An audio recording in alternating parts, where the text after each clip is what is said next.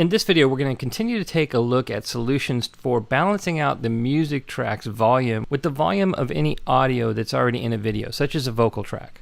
In a previous video, we looked at using the video volume adjustment to increase the volume of the audio that's already in a video, again, such as a vocal track, or using the music volume adjustment to decrease the music track volume. Now, in many situations, this could be either very time-consuming, frustrating, or really just not work. So Flexible Music Lab includes another option that's a little bit more automated, and those options are available here in the advanced settings. So if I click on this, and just to remind you, let's go ahead and close this, and we can get to these controls by clicking on Video to Music Volume, and then again, we have the toggle here for the advanced settings. Now, before we talk about these advanced settings, let's go ahead and listen to what these default settings give us. So I've moved this aside here, and we're going to go ahead and hit play. Now meet Susie, an owner of a paddleboard and kayak rental company. She loves to capture videos of her customers having fun with their paddleboards and kayaks. She shares the videos on social media, and it's one of her most effective methods of marketing her business. Okay, so we can hear that the music track is just a little too loud. It's competing with the vocals enough that we really need to do something about it. And so let's go ahead and look at the controls that are available to us in the advanced settings. Now, these controls are referred to by professionals as either ducking or sidechain compression. The term ducking sort of refers to the idea that the music track is ducking underneath the vocal or whatever audio that's in the video. Now, the term sidechain compression has the idea of compressing or lowering the volume of the music based on the volume of the audio that's already in the video. So it's using the audio in the video to control how much it's going to compress or lower the volume of the music track.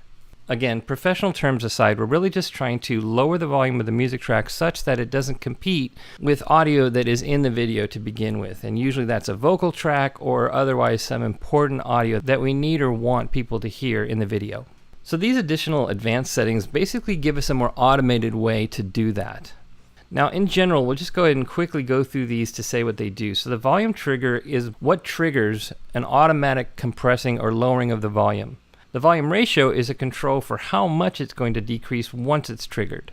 The volume curve smoothness is basically how smooth is the transition from when it's compressed and not compressed. The reduction delay is basically how soon is it going to actually start compressing or lowering the volume of the music track. The restore delay is once this is no longer being triggered, how soon is it going to restore to full music track volume.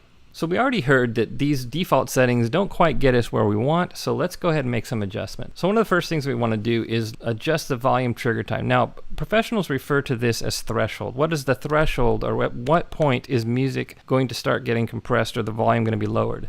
When we tested these default settings, we found that it wasn't quite getting us the result that we wanted. So let's go ahead and make this half of what it was before. And by the way, these are in decibels. So this is 0.08 decibels, which is pretty low, but we're going to make it 0.04 or make it half what it was before. Now, the volume ratio it obviously wasn't being pushed down enough. The volume of the music track wasn't being pushed down enough. So let's increase this to maybe something like 5. I'm really kind of using arbitrary numbers here. Now, volume ratio is referred to by professionals as compression ratio. So it's the ratio of how much the music is going to be compressed or the volume being lowered in the music track. So we're increasing that. What's going on here is the higher the volume goes over this trigger point, the more this compression is going to take effect. Volume curve smoothness is already at its maximum, and we'll go ahead and leave it there. We want nice smooth transitions. Incidentally, this control is known as knee by professionals. It has the idea of the more bent your knee is, the more abrupt the change is, and the more straight your knee is, the less abrupt the change is. Now, reduction delay is also known as attack time. And the idea is how fast is it attacking that compression? How fast is it lowering that volume? And since this is in milliseconds and there's 800 milliseconds there, it's almost a second. So that delay might be too much. Let's go ahead and put that in half also and make that 400 milliseconds. Now, finally, the restore time. The idea of this is once this trigger is no longer being triggered, let's say a pause in a sentence or something like that, then it's going to restore. Now, it's almost a second, which is actually pretty good because it's rare that a pause between sentences is more than a second. But let's go ahead and hedge our bets and make this more like 1200 milliseconds. Now let's go ahead and try building a track with these settings and see what we get.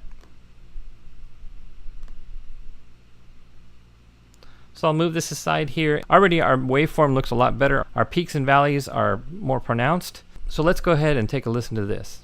Now meet Susie, an owner of a paddleboard and kayak rental company. She loves to capture videos of her customers having fun with their paddleboards and kayaks. She shares the videos on social media, and it's one of her most effective methods of marketing her business. Susie noticed. Now that sounds a lot better. So one of the last things I want to point out here is we have the video volume fade out.